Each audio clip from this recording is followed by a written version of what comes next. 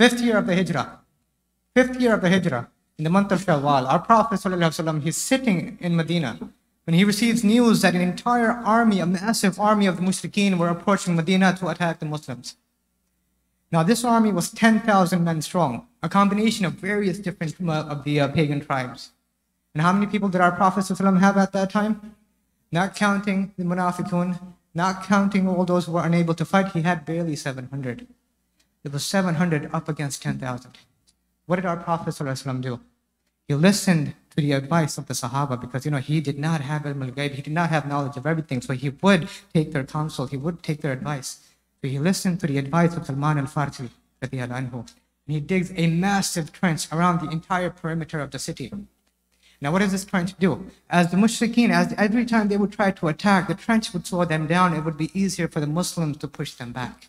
They kept trying, they tried multiple times, each time they would fail. So what did they do then? The Mushrikeen, they came up with a plan. They thought it was a brilliant plan.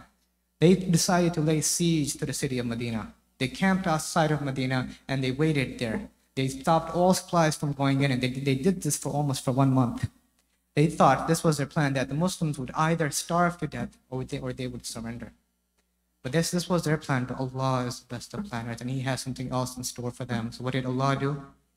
He sent down a severe cold upon them. He sent down a severe windstorm that turned into a dust storm. And with this dust storm, the Mushrikeen, they couldn't keep their tents down. They couldn't keep their fires from going out. They couldn't keep their animals from dying. They couldn't keep their food in one place. It just kept getting scattered all over the place. So staying there under encampment, it became close to impossible. So eventually they said, you know what, enough is enough. Enough is enough. We're exhausted. Forget this. We give up. So they decided to disperse. Now Hudayfa ibn al-Yaman, one of the Sahaba, he was sent by our Prophet ﷺ to spy on the Mushrikeen to find out what they were doing. And when he saw that they decided to disperse, he started making his way back to Medina to tell the Prophet ﷺ the good news. And this is when a miracle takes place. Al-Bayhaqi, one of the great scholars of medieval Islam, he narrates that as Hudayfa was walking back towards Medina, he could barely see a few feet ahead of him, when from within the sandstorm emerged 20 men on horseback. Now these 20 men, they approach Hudayfa. They have these beautiful cloaks, they have these turbans on. They don't ask him who he is, where he's coming from, what he's doing. They just approach Hudayfa radiallahu anhu. And they tell him, give our message to your companions and tell him that we have fought this battle on his behalf. Who are these men? These were the angels of the wind, subhanAllah. This was the army that Allah has sent down to fight the Mushrikeen on behalf of the Muslims. So Allah is al-Latif. He is the subtle one, the hidden one. He is your wali, your protector, your sustainer. And without His protection, you have no protection, brothers. Always keep that in mind. You don't even know most of the harm that He protects you from. So always have faith in Allah. And always know that He's watching over you. Now in Medina at that time, the Muslims were not the only ones who were present. There was another tribe present at that time, a Jewish tribe known as the Banu Qurayza. Now previously there used to be 3 main tribes, the Banu Qaynuqa, the Banu Nadir, and the Banu Qurayza. Each of them signed a peace treaty with our Prophet ﷺ. Each of them gave him a pact that we will stay with you in peace, and when it came time to defending the city against the Mushrikeen, that we will stand with the Muslims. The Banu Qaynuqa, they incited violence against the Sahaba multiple times, and so they were told to leave Medina. They were spared, but they were told to leave Medina and take all your possessions with you. The Banu Nadir, they took it a step further. What did they do? They tried to assassinate our Prophet ﷺ.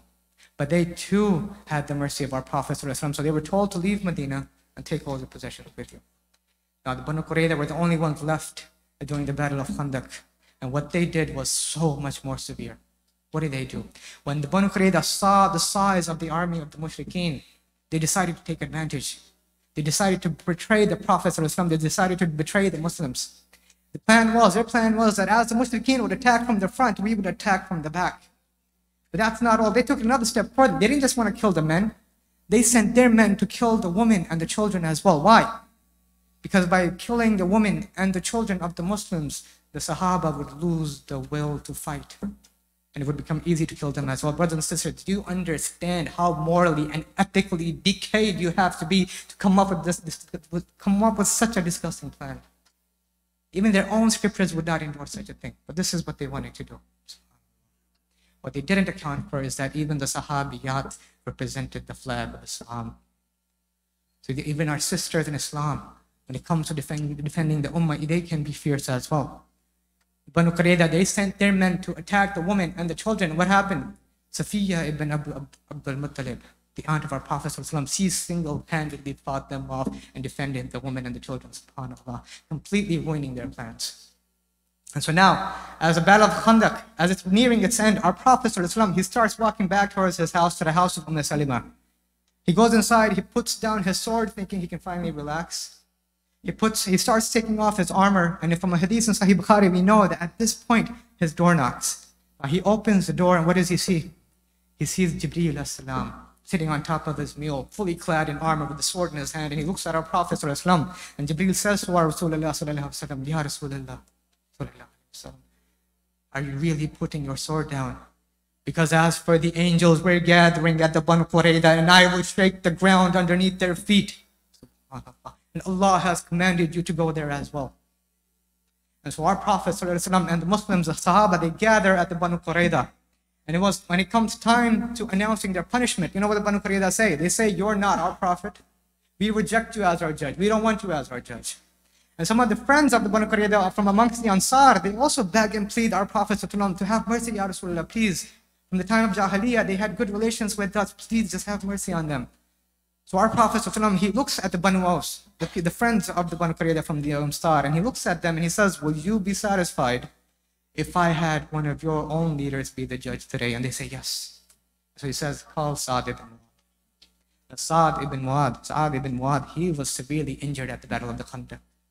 He was bleeding profusely. He knew he was about to die, and he said that on this day I will not fear the criticism and the judgment of my people. That on this day I will only fear the judgment of Allah. So he comes forth. He knows he's going to die soon, and he looks at the Ansar and he says, whatever I decide today, will you accept it? And they say, yes, we'll accept it. And he looks towards our Rasulullah sallallahu alaihi wasallam with his head forward, and he says, and you, Ya Rasulullah, will you accept it? And our Prophet sallallahu alaihi wasallam, he says, yes, whatever you say will be final today. And without skipping a beat, he announces that all of the men involved in the fighting, all of the fighting men are to be executed. And he announces that the women were to be spared, that the children were to be spared.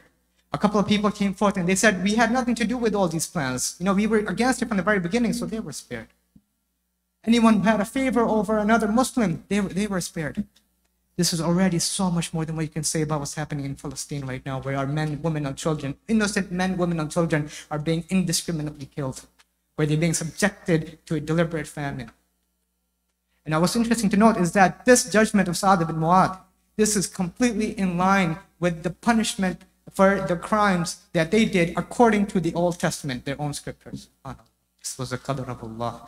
And when Saad ibn Mu'adh, he announces his punishment, our Rasulullah sallallahu alaihi wasallam, he looks at Saad and he says, by Allah, this was precisely what Allah had decreed for them as well, subhanAllah. And, you know, brothers and sisters, you know, the reason why I'm going over this with you right now is because the Islamophobes, the pseudo-intellectual critics of Islam, they love to use the story of the Banu Qurayza. They love to pick at it, and they love to twist the narrative and make it seem like our Prophet ﷺ was a genocidal, that he was anti-Semitic. Astaghfirullah. This could not be further from the truth. He was rahmatul lil alameen. He was a mercy for mankind, but he also knew how to uphold justice. And the only way that the critics have any case against him is if they take things out of context. They twist their narrative, add their own misala, just like they do when they talk about Aisha radiyallahu anha and her hate. It's the same exact method that they use. They take things completely out of context.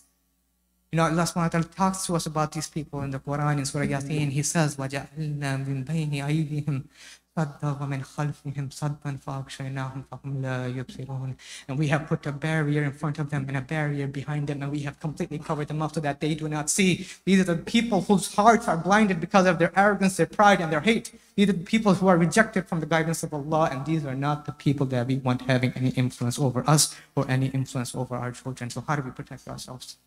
We protect ourselves by surrounding ourselves with the righteous, surrounding ourselves with people of taqwa, surrounding ourselves with the people of knowledge on Allah.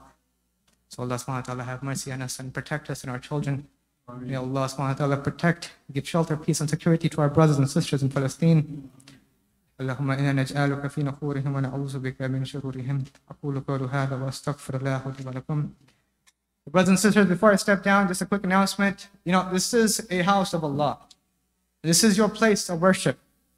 This is your Islamic center. This is your Islamic community. So each and every single one of us has a responsibility to help keep things running.